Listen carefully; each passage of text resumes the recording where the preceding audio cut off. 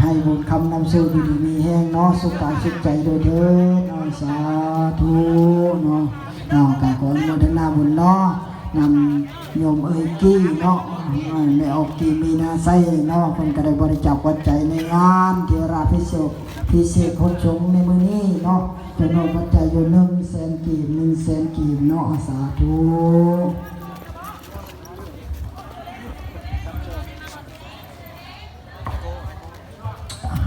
เอาประกาศโอกาสยุติไว้ก่อนเนาะทำบริจาคประชาสัมพันธ์ถึงคณะกรรมการเนาะกรรมการจัดงานที่กระเทียมขบวนเฮเนาะพร้อมเพียงกันจัดสรรขบวนเฮจัดสรรขบวนเฮที่ได้มอบหมายกันเด็ดแล้ว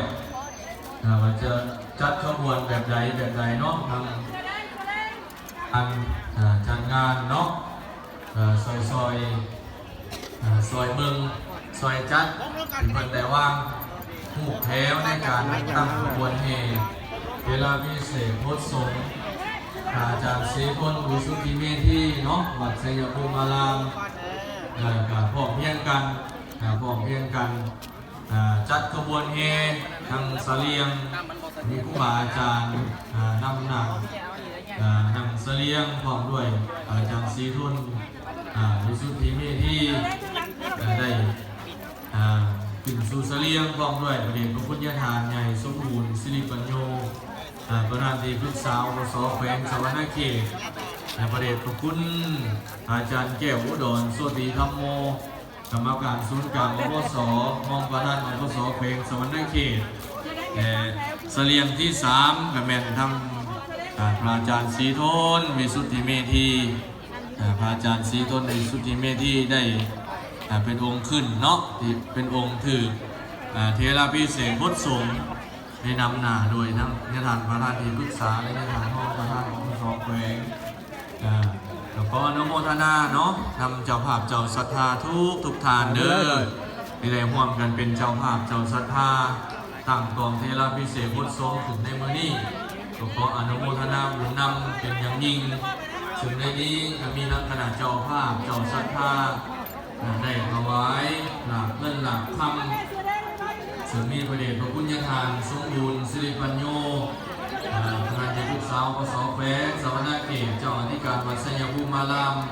ก็ได้เป็นเจ้าภาพถวายหลักคำ1 บาทหลักเงิน1 บาทและปัจจัยอีก1 ล้านกีบนอกจากนั้นก็มีทางบริษัทเรามีไซกุ๊กได้ร่วมเป็นเจ้าภาพเจ้าศรัทธาถวายหลักคำ1 บาทและหลักเงิน1 บาทรวมเป็นปัจจัยอยู่40,000 บาทนอกจากนั้นก็มีทางธนาคาร SP Bank ได้ร่วมเป็นเจ้าภาพเจ้าศรัทธาถวายหลักคำ2 สลึงหลักเงิน1 บาทและร่วมเป็นเจ้าภาพบ้างปัจจัยถวายผักสงฆ์สมณีและเป็นเจ้าภาพเพิ่มทางขอบคุณรวมเป็นจำนวนปัจจัยอยู่23 ล้านกีบนอกจากนั้นก็มีทางไม่ออกดาวเวียงเสริมสุขบริษัทท่องเที่ยวดาวเวียงได้มองเป็นเจ้าภาพถวายหลักคำ2 สลึงหลักเงิน1 บาทเป็นอย่างยิ่งเนาะ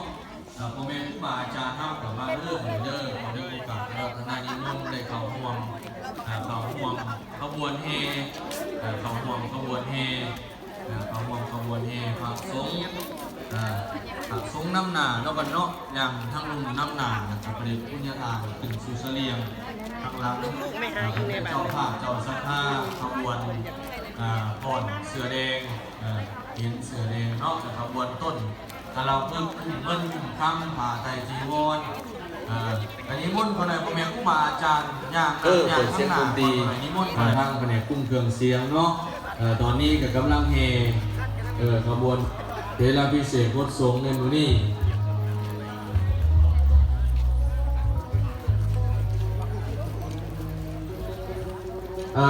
อันนิมนต์ตั้งแถวก่อนคนไหนครูบาอาจารย์ที่ย่างอยู่ทั้งลุมคนไหนรอถ่าทั้งหลังยังคนนั้นได้มา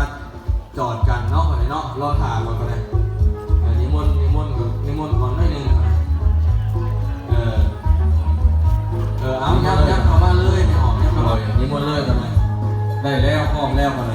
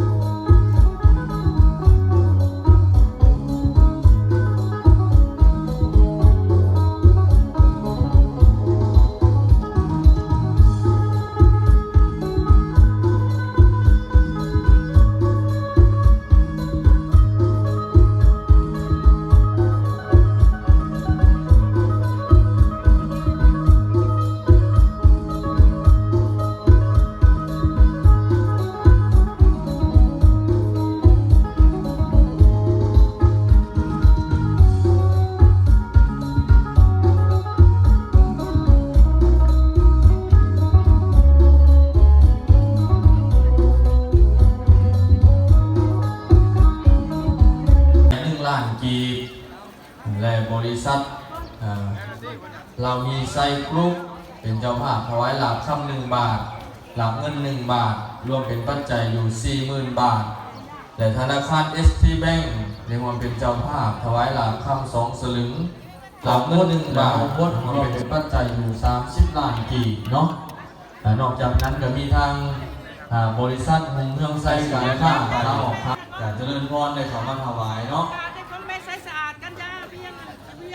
ท่านพ่อย่าท่องเพื่อนแม่ย่าสุดาอาทันติวงศ์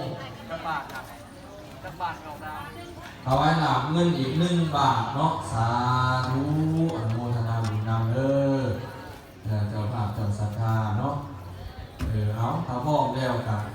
ส่งสัญญาณแบบนี้ถ้าพร้อมแล้วมาส่งสัญญาณ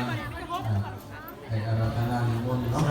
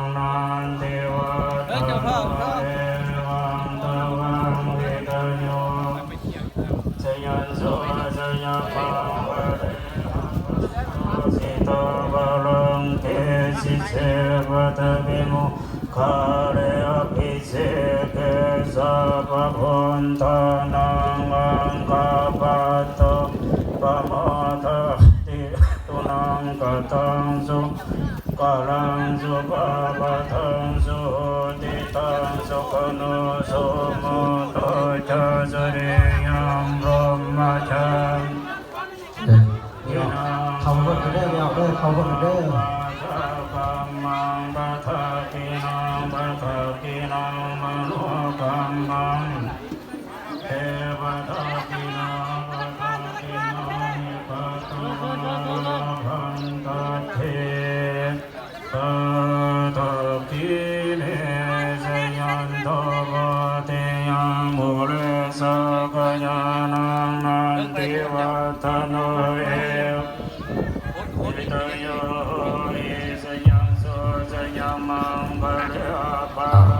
เชิญ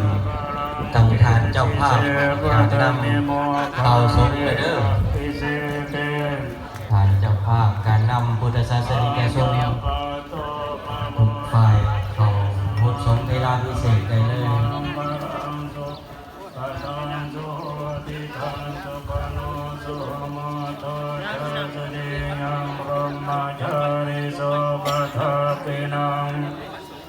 พังวาจากัมมังปะทากินังปะทากินังมโนกัมมังปณิทิเตปะทากินัง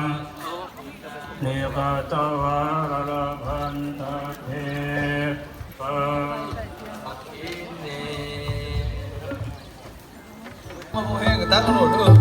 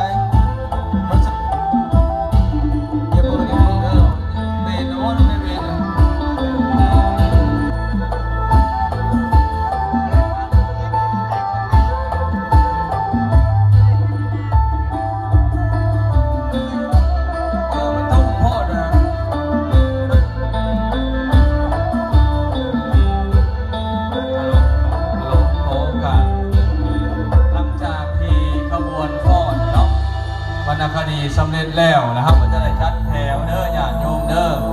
แถวทั้งสองฝั่งเนาะบอนทงบอนยามครูบาอาจารย์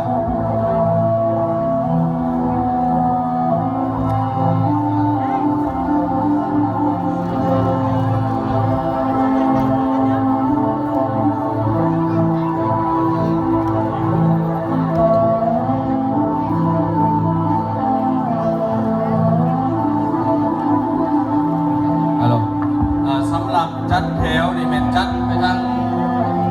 หมอพระเจ้าองค์ตื้อเด้อเด้อเบื้องครัวญาติโยมที่จะนั่งเป็นนั่งตะนีไปทางบุญเนาะหลังจากทรงวรรณคดีแล้วหลังจากพดทรงแล้วเนาะก็จะได้นั่งสองฝากบอนทงยามครูบาอาจารย์เด้อแจ้งให้ญาติโยมได้รับทราบเนาะ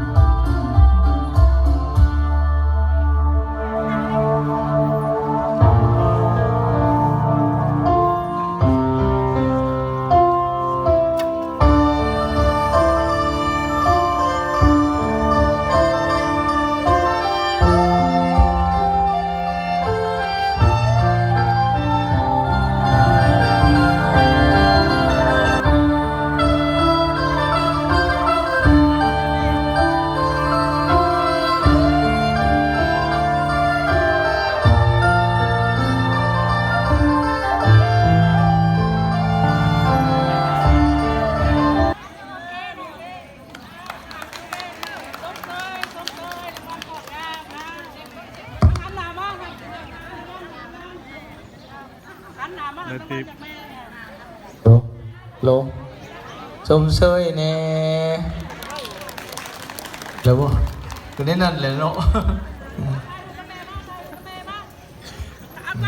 กันยาคู่หรือสาธุได้บ่ได้ต้มมือชมเชยเอามียังบัวไห้คนแน่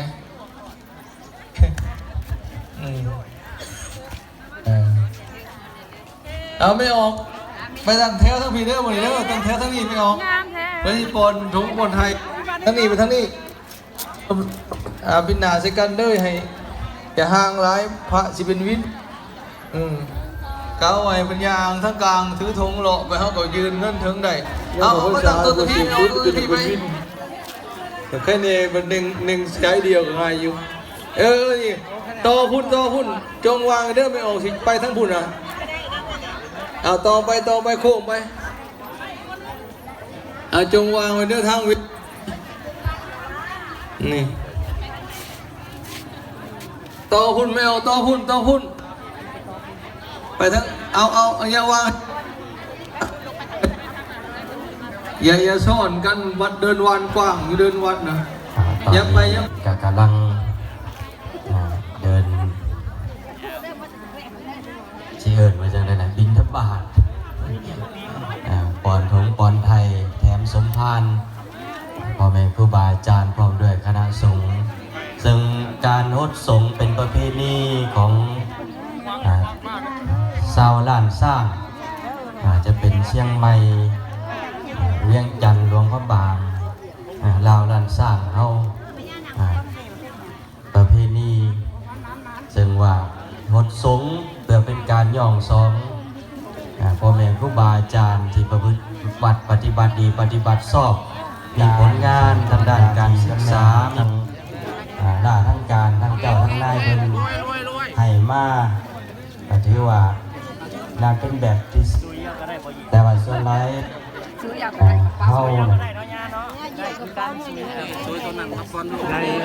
ส่วนไรนะเข้า